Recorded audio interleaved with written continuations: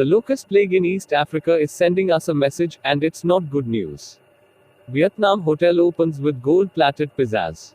Syria harvest boom brings hope as hunger spikes a flock of birds sitting on top of a sandy beach. FAO The coronavirus isn't the only thing plaguing East Africa. Amid a global pandemic, people in this region of the world are also contending with another extremely serious threat to their lives and livelihoods: locusts. After one of the wettest years on record, these voracious insects have been gathering forces since 2019, as weather conditions allowed them to breed generation upon generation. Swarming in the trillions, they are destroying precious pastures and crops in what is considered the worst regional locust plague in decades, from Kenya through Ethiopia and Yemen, reaching as far as parts of northern India. While many are justifiably worried about famine and the economic fallout of these swarms, entomologist Dino Martins sees them as a more existential warning from nature.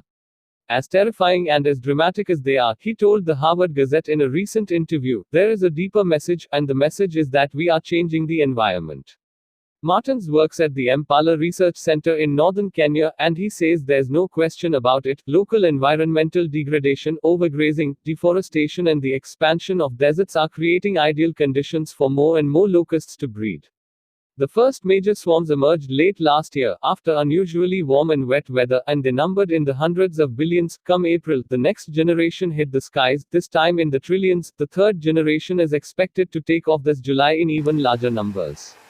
When you're in a swarm, especially if it's just as they're getting moving, it's actually quite an incredible experience, Martins told the Harvard Gazette.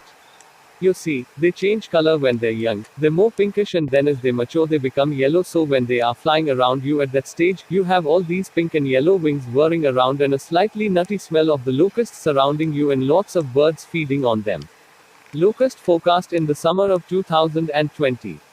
Today, these insects are commonly controlled with pesticides sprayed from helicopters overhead, but that route obviously comes with consequences to human health and the health of our environment. Climate change, after all, is altering our weather patterns and bringing more rain to this part of the world, which will only see locusts thriving more. Rick Overson, who works at Arizona State University's Global Locust Initiative, told NPR recently that he thinks our current solutions are too small in scope. In the end, he says they will only tire us out.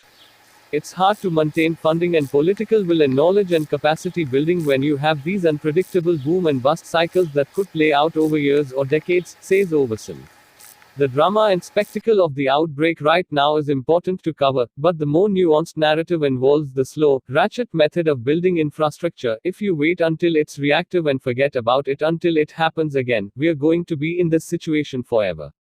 So far, over 500,000 hectares of land in this region of the world have been treated with pesticide, and, according to the Food and Agriculture Organization, FAO, that has saved enough crops to cover basic cereal requirements for nearly 8 million people. But treating huge swathes of land with pesticide is terrible for biodiversity. Even if you don't care a thing for locusts, there are clearly other animals to consider. As farmers grow desperate to preserve their crops, more of them are indiscriminately spraying pesticide. Bill Hansen, a chemical ecologist from the Max Planck Institute in Germany, told Bloomberg he's worried that we will kill other crucial insects, such as bees, in the process, as heavy rains continue to undermine tea.